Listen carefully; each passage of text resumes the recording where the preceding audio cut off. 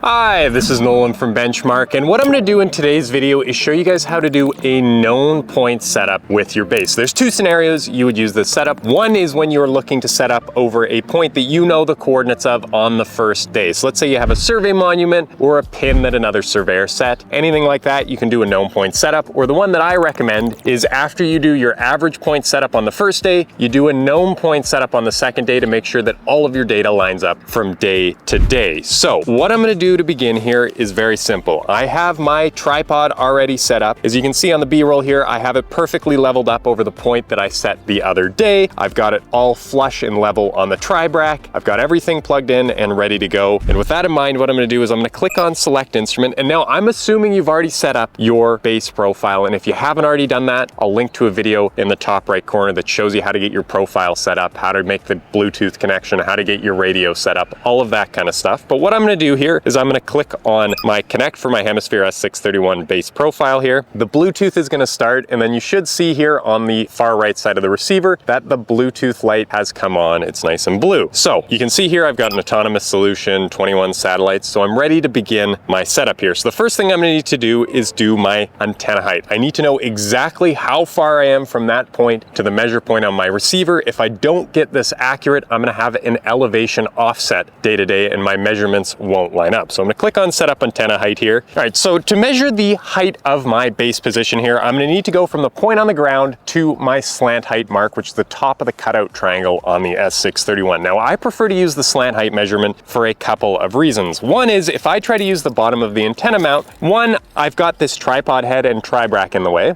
And to make my measurement, I'm basically going to have to eyeball through the bottom of the receiver. It's not going to be as accurate as I possibly could. So by using the slant height mark and getting it perfectly on the ground here and going up and making sure my tape's nice and straight, I don't have to eyeball it as much and I don't have to worry about bending around. So by looking at it here, I'm at 5.97 feet. So I'm going to enter that in here into my measured height. So I'm going to go 5.97. And then my measure point, and this is the important point, right now by default it's selected to bottom of antenna mount. What I'm going to want to make sure is that it says height mark slant. That accounts for the angle that it's going to take to go from the ground to that slant height mark. And if you don't get that, you're going to have about a 7-centimeter difference in your elevation than what you're expecting. So if you're seeing that, that is probably an indication that you got the wrong measure point on your elevation. So I'm going to click on OK here.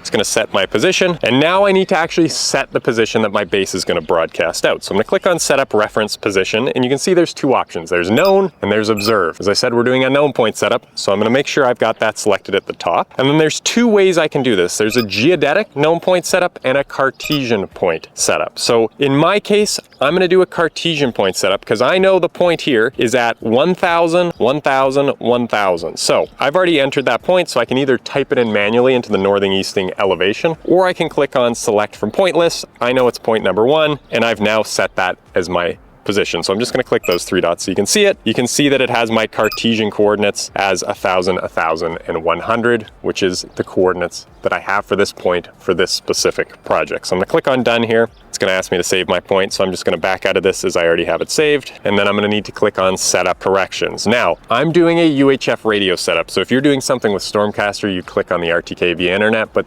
go check our video out on how to set it up for that. I'm using my RTK via radio. I know that my radio corrections are already set up correctly, so I don't need to go check that. But in general, you're going to want something like 450 megahertz as your channel, a SATEL protocol, and then make sure you've got RTCM3 MSM. Those are typically the settings we recommend on your radio here. So I'm going to click on start transmitting. And what's going to happen is if everything has been set up correctly, and after everything has been sent to the receiver, what you're going to see is this radio light to the left of the power button is going to start blinking once a second. Now, where a little confusion can arise is a lot of people will look at these two lights, and when they look at their rover, the satellite light is solid. Now, there's nothing wrong with that. That's because when we're set up as a base, we don't have a fix. So that satellite light is going to blink. This receiver is autonomous, and by doing the known point setup, we're telling it exactly where it is. And with that done here, I'm going to click on done, and I'd now be ready to set up my rover. Now, I want to mention one thing with the known point setup, and that is around your geodetic and Cartesian coordinates. With your geodetic coordinates, those are going to be a lat, long, and ellipsoidal height. Some known point sheets will read that out to you. If you have a government control, it may give you those coordinates. However, often they are in the Cartesian coordinates in your northing and east easting, and you're going to want to make sure that you properly have those northing and eastings entered, as any switching of ones or zeros can lead to some really wonky results. And you can see here, when I have it set for my Cartesian coordinates of around roughly 1,000, my latitude is 0 degrees north and 121 degrees west. I'm definitely not there. I think if I remember correctly, we're around 114 west and